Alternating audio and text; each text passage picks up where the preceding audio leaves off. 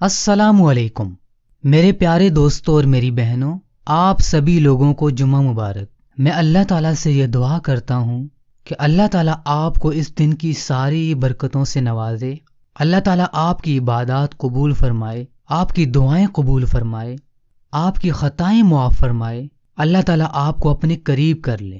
اس مبارک دن ہم کئی ایسے اہم کام کرتے ہیں جو ہم نے پورا ہفتہ نہیں کرنے ہوتے، لیکن جمعہ کے دن ہمارے لیے وہ کام کرنے ضروری ہوتے ہیں۔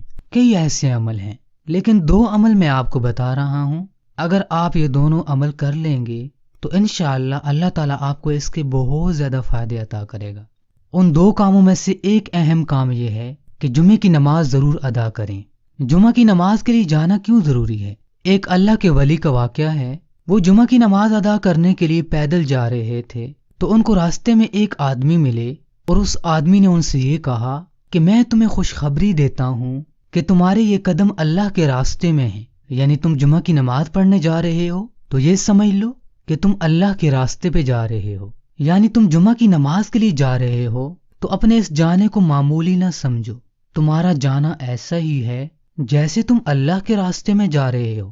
اور بتایا کہ میں نے ایک صحابی کے بارے میں یہ سنا، وہ فرما رہے تھے رسول اکرم صلی اللہ علیہ وسلم نے فرمایا کہ جس کے قدم اللہ کے راستے میں غبار آلود ہوئے، یعنی کوئی آدمی اللہ کے راستے میں جا رہا ہے، اس کے قدموں پر کوئی مٹی لگ گئی، غبار لگ گیا، تو اس آدمی کے وہ قدم جہنم کی آگ پر حرام ہیں۔ کتنی بڑی فضیلت کہ جمعے کی نماز کے لیے جاؤ، ثواب بھی مل جائے گا، اور آپ کے یہ قدم جو آپ نے جمعہ کی نماز پڑھنے کے لیے اٹھائے ہیں، آپ چل کر گئے ہو، ان کے بدلے میں کیا ہوگا؟ اللہ تعالیٰ جہنم کی آگ کو آپ کے قدموں پر حرام کر دے گا، یعنی جہنم کی آگ آپ کے قدموں کو نہیں چھو سکتی۔ تو اس لیے میرے بھائیوں، جمعہ کی نماز کے لیے ضرور جائیں۔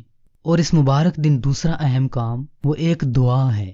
جیسے ہمارے حالات چل رہے ہیں، ہم پریشانیوں میں ہیں، دکھوں میں ہیں، بیماریاں ہیں، وبائیں ہیں، کئی طرح کی بیماریاں ہیں، ایسی بیماریاں جن کے بارے میں ہم نے کبھی سنا ہی نہیں۔ ہماری عمریں گزر گئیں، ہمارے بڑے گزر گئے، کسی نے نہیں سنا، آج ہم وہ بیماریاں دیکھ رہے ہیں۔ تو اس لیے کون سی دعا پڑھیں؟ ربنا آتنا فی الدنیا حسنۃ وفی الآخرۃ حسنۃ وقنا عذاب النار۔ یہ دعا تو قرآن مجید میں ہے اور اکثر لوگوں کو یہ یاد بھی ہوتی ہے، تو اس لیے اس کو پڑھنے میں بہت زیادہ آسانی ہے۔ یہ دعا آپ جمعے کے دن کثرت کے ساتھ پڑھیں۔ میں آپ کو یہ نہیں کہتا کہ آپ 3 بار پڑھیں، 10 بار پڑھیں، 7 بار پڑھیں، جتنا آپ کا دل کرتا ہے پڑھیں، جب آپ کا دل چاہے اس وقت پڑھیں، جتنی ہو سکے پڑھیں۔